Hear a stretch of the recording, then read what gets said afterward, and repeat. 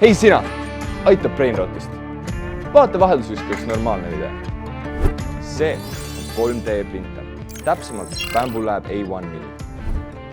Ta võib pealt näha küll paista veidi tilluke, aga sõbrad, kui on üks asi, mis on kindel, siis see on see, et suurus ei loe. Ta on ülitöökas, ta ei vaja armastust, und ega süüa, aga minult saab ta kõike. Nende printeritega saab printida absoluutselt kõike. Jah, isegi teisi 3D printereid. What? Enne kui ma sulle paari ägedat näidet näitan, üritame teda veidike mõista. Kuidas sa siis ikkagi töötad? The Bluetooth device is ready to pair. Las ma parem seletan ise.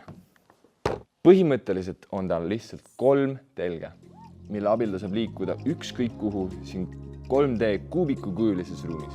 See väike ninake siin jookseb tatti, mida meie nimetame enamjaolt plastikuks, aga ta võib ka printida kummi ja tänapäeval ka komposiitmaterjale. See kannab kiht-kihi haaval sinna kuhu vaja, nii palju kui vaja. Pigem lihtne, või mis? Selleks, et printida, aga on vaja 3D mudelit. Neid saab luua erinevate CAD-tarkvaradega või siis internetist lihtsalt varastada.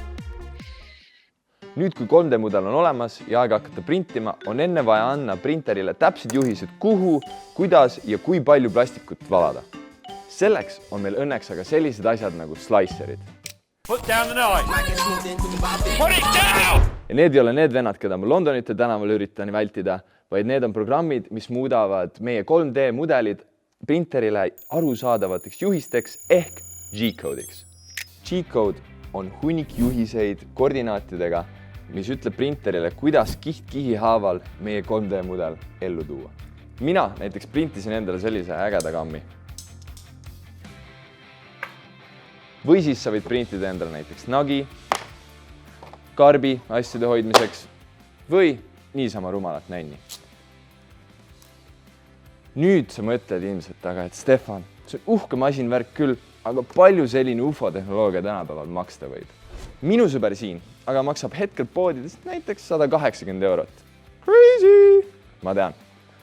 Aga sina, kui sulle meeldib raha säästa, õppida uusi oskusi või midagi lihtsalt luua ja leiutada, siis ma hakkaks juba sõpru ja vanemaid sünnipäevaks ja jõuludeks moosima. Küll aga huvitab mind väga, et mida prindiksid sina esimesena? Andke teada kommentaariumis. Mina aga lähen tagasi tööle.